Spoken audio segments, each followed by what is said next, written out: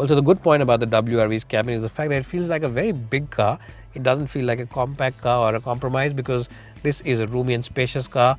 Special mention has to be made about the engineering on this car because Honda really has been very thoughtful with all their touches. A special mention for this bottle holder right in front of the AC vent, because if you enjoy a long highway trip and want to drink constantly, then your chilled beverage will remain chilled on that long trip thanks to that AC vent. Now, in terms of overall utility places, you get a couple of beverage holders here as well, and you also get an HDMI cable, a USB cable to charge your phones, and also a 12-volt charging point. So Honda, as I just said, has thought of everything. In terms of quality, it's a decent place. It's at par with its rivals. The seat comfort though is very good. Support for your under thigh is very good. Support for your lower back is very good. And overall, it is a nice car to sit in. You also get a sunroof in the top end version. And with this is one of the most affordable cars which comes with a sunroof, which makes the whole package a much more rounded and a much more nicer package to be in. So I'm very impressed with the cabin of the WRV. I'll give it a strong score of 9 out of 10.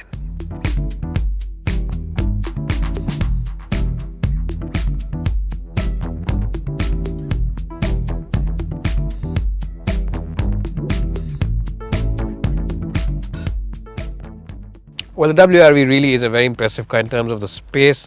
Honda's done a great job with the overall space utilization inside this car. And as you can see, headroom is massive, knee room is massive as well. And remember, this car is a car which is under 4 meters in length. So to get this kind of room over here is commendable. There's also a place below the front seats where I can stretch my feet. In terms of width also, it's a generous car. So you can have 3 occupants at the back. The only negative is that there aren't any AC vents, and also this window doesn't go down all the way. So sometimes when you're sitting like this, you might just feel a little uncomfortable, but that is definitely something that I'm trying to nitpick. I'm very impressed with this car's back seat and the space on offer. I'll give it a strong score of 9 out of 10. And if you're in the market for a Hyundai i20 maybe, then I think you should just avoid that car and check this one out, because in terms of space and comfort, for roughly the same price, you get a whole lot more.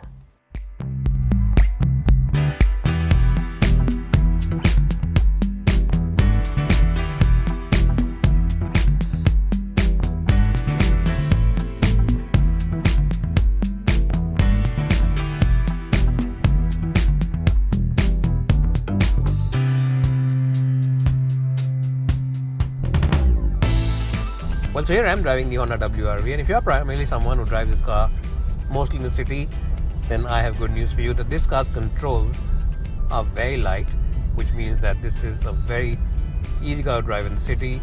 The steering wheel is light, but it's accurate.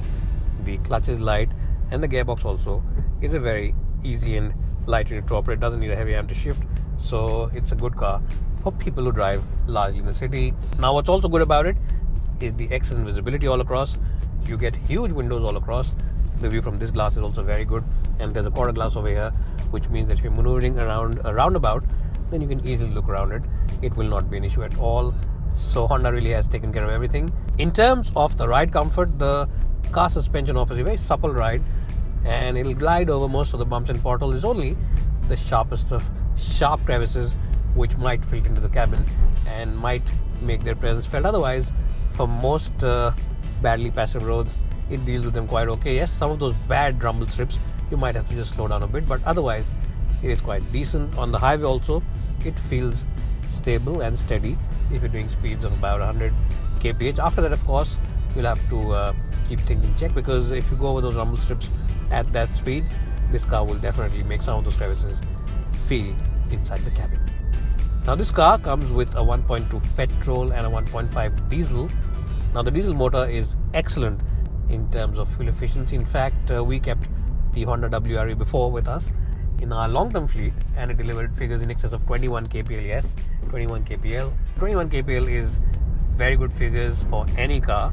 So that is something that you need to note. If you are someone who does a lot of long-distance travel or travels a lot, even in the city, then you need to consider the diesel motor. The only downside of the diesel is that sometimes when you rev it hard, it tends to become a bit noisy inside the cabin, but other than that, it's a very flexible motor and it's an enjoyable car to drive as well. And the petrol, the 1.2 petrol, is also a good car. The performance from the iVTEC is very good, and even on the highway, you will not feel the need for more power. It feels more than suitable for highway duties as well. If you primarily drive in the city, then the 1.2 offers you a very nippy performance. It offers very good responsiveness, and it also offers you good delivery of parts, very linear in terms of its power delivery. So as I just said, it's a very enjoyable car to drive, no matter where you drive in city or on the highway. In terms of overall steering wheel feedback, you'll like the steering wheel feedback because it's accurate, but it's also light, and it's not so light that on the highway you start feeling nervous or you'll have to slow down. It's got decent feedback even at higher speeds, at speeds in excess of 100 kph. But yes, if you keep this car within acceptable speed limits of say 80 or 90 kph, it's better for you, because the suspension sometimes over 100 kph will tend to become a little. So overall, in the driving department, I will give the Honda City a good score of 89 out of 100. It feels reassuring to drive at faster speeds, engaging enough to keep you entertained, and also offers you a very comfortable ride at slow city speeds.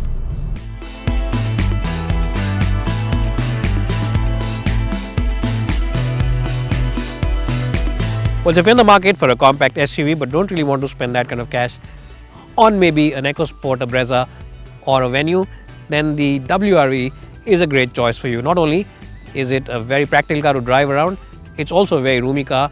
It also comes with Honda's badge, which means that resale values will be very strong. And on the outside, it really does look very stylish and has a lot of swag and a decent amount of road presence as well. So I'll give this one a strong score of 89 out of 100, and I would definitely recommend that you keep it in your shortlist if you're in the market for a compact crossover. It's bye for now, and thanks for watching.